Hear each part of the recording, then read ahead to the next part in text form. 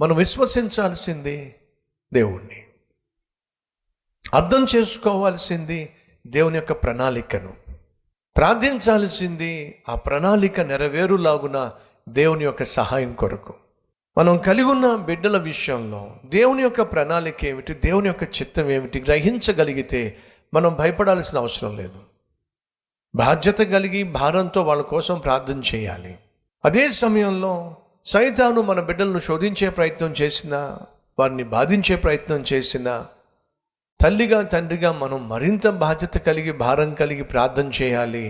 దేవుని సన్నిధికి వెళ్ళి ఆయన మీకు ఇచ్చిన వాగ్దానం ఏమిటి, ఆ వాగ్దానాన్ని జ్ఞాపకము చేయాలి. అయ్యా, నా కుమార్తె కోసం నువ్వు ఈ వాగ్దానం ఇచ్చావుగా, నా కుమారుని కోసం నువ్వు ఈ వాగ్దానం ఇచ్చావుగా, నా కుటుంబం కోసం నాకు ఈ వాగ్దానం ఇచ్చావుగా. సైతాను నీ జీవితంలో శోధనలు తీసుకొచ్చినప్పుడు, సమస్యలు తీసుకొచ్చినప్పుడు, ప్రళయాలు తీసుకొచ్చినప్పుడు, అపాయాలు తీసుకొచ్చినప్పుడు మనల్ని ధైర్యపరిచేది, మనల్ని బలపరిచేది, మనల్ని దాన్ని ఎదుర్కోవడానికి కావలసినటువంటి స్తోమత ఇచ్చేదేటో తెలుసా? దేవుడు నీకు ఇచ్చినటువంటి వాగ్దానాలు.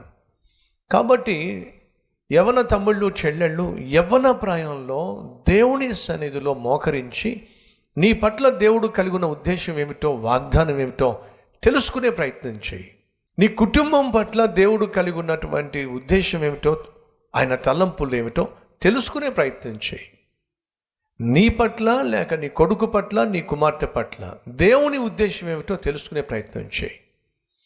దేవుడు తన ఉద్దేశాన్ని నీకు తెలియచేసినప్పుడు, అలాగే ఉద్యోగం పట్ల, అలాగే వ్యాపారం పట్ల, అలాగే సేవ పట్ల, సంఘం పట్ల దేవుడు నీ పట్ల కలిగి ఉన్న ఉద్దేశాలు ఏమిటో తెలుసుకునే ప్రయత్నం చేస్తే, రేపటి దినాన సైతాను ఏదైనా శోధించిన ప్రయత్నం చేసినప్పుడు సైతానుకు నువ్వు చెప్పొచ్చు, ఇదిగో దేవుడు ఈ రీతిగా నా కుటుంబాన్ని కడతాడు అని చెప్పి వాగ్దానం చేశాడు. నువ్వు ఎంతగా నన్ను శోధించినా సరే ఈ కుటుంబం కుప్పగూలే ప్రసక్తి లేనే లేదు, ఎందుకంటే ఈ కుటుంబాన్ని కాపాడుతానని నా దేవుడు నాకు మాట ఇచ్చాడు అని ఎప్పుడు చెప్పగలం? చెప్పండి, వాగ్దానం కలిగి ఉన్నప్పుడు. సో ఏదైనా సమస్య సైతాన్ తీసుకొచ్చి మనల్ని వంచాలి అని ప్రయత్నం చేసినప్పుడు, ఓడించాలి అని ప్రయత్నం చేసినప్పుడు, శోధించాలి అని ప్రయత్నం చేసినప్పుడు, వాడు నువ్వు ఎంత తెలివిగా సమాధానం చెప్పినా వాడు పెద్ద పట్టించుకోడు. ఎప్పుడైతే దేవుని వాక్కుతో నువ్వు సమాధానం చెప్తావో అప్పుడే వాడు భయపడతాడు. యేసుక్రీస్తు ఉపవాసం ఉండి ప్రార్థన చేసిన తర్వాత ఆయన ఆకలి గొనగా సాతాను వచ్చి ఏమన్నాడు తెలుసు? ఇదిగో ఈ రాళ్లను రొట్టెలుగా చేసుకుని తినొచ్చుగా అన్నాడు. అయితే చూడు, క్షణంలో నేను చేస్తాను అన్నాడు అనుకోండి, ఎవరి మాట విన్నాడు? అది వాడి ఉద్దేశం. అప్పుడు యేసుక్రీస్తు అన్న మాట ఏంటి తెలుసా? నీతిమంతుడు రొట్టె వలన మాత్రము కాదు కానీ దేవుని మాట వలన బ్రతుకుతాడు. దేంతో సమాధానం ఇచ్చాడు? వాక్కుతో సమాధానం ఇచ్చాడు. సైతాను నిన్ను శోధిస్తున్నప్పుడు, నీ ఆరోగ్యం గురించి సైతాను వచ్చి శోధించవచ్చు. ఇదిగో అయిపోయింది నీ పని, నీకు తీరనటువంటి వ్యాధిని తీసుకొచ్చేసాను, నీ శరీరంలో బహుభయంకరమైన బలహీనతను పెట్టేశాను, నీ గుండెలో ఉన్నటువంటి ఆ రంధ్రం పూడుకునే ప్రసక్తి లేదు, నీ కిడ్నీలో వచ్చిన సమస్య తొలగే ప్రసక్తి లేదు, నీ శరీరంలో ఉన్నటువంటి ఎలర్జీస్ పోయే సమస్య లేదు. ఈరోజు ఒకవేళ మన మధ్య ఎవరైనా శరీర సంబంధమైన సమస్య గుండా, అనారోగ్యం గుండా వెళుతున్నప్పుడు సైతాన్ వచ్చి, ఒకవేళ వాడు ఇదిగో నీ పని అయిపోయింది, ఏ మందు వాడినా సరే నీ రోగం తగ్గదు, ఏ డాక్టర్ దగ్గరకు వెళ్ళినా సరే నువ్వు బాగుపడడం సాధ్యం కాదు, నీ పని అయిపోయింది అని ఒకవేళ సైతాన్ వచ్చి నిన్ను శోధించి నిన్ను భయపెట్టే ప్రయత్నం చేస్తున్నట్లయితే నువ్వు ఏ విధంగా సైతానుకు సమాధానం చెప్పాలి? ఆయన పొందిన దెబ్బల ద్వారా నాకు స్వస్థత కలుగును అని నా దేవుడు సెలవిచ్చాడు. ప్రియ సహోదరి సహోదరులు, సైతాను దేనికి భయపడ్డు? ఒక్క దేవుని వాక్యానికి భయపడతాడు. ఎందుకని? ఈ వాక్యము శక్తి కలిగింది, రెండంచుల ఖడ్గము కంటే వాడి అయినటువంటి పదునైనటువంటి వాక్యం.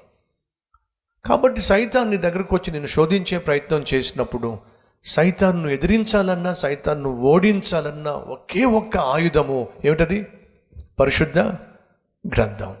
కాబట్టి ఈ పరిశుద్ధ గ్రంథాన్ని నువ్వు ఎంత ఎక్కువగా చదివితే అంత ఎక్కువగా విశ్వాసాన్ని పెంపొందించుకోగలుగుతావు, అంత ఎక్కువగా సాతానును సులభంగా జయించగలుగుతావు. కాబట్టి వాగ్దానాన్ని పొందుకుని ఉండండి.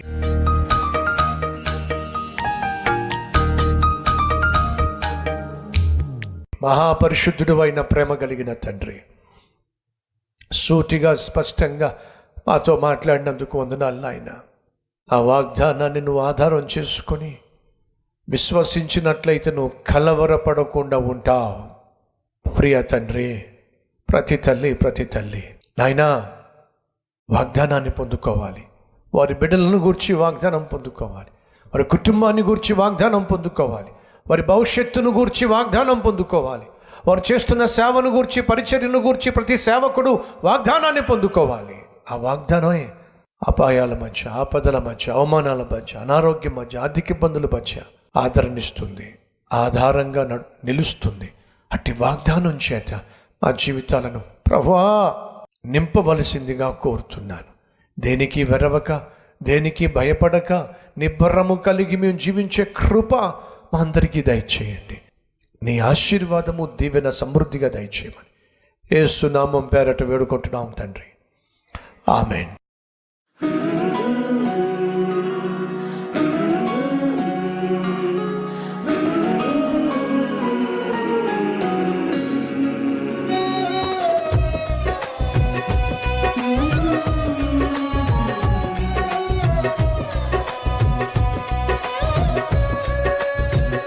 Thank for watching. Please subscribe, like, comment and share.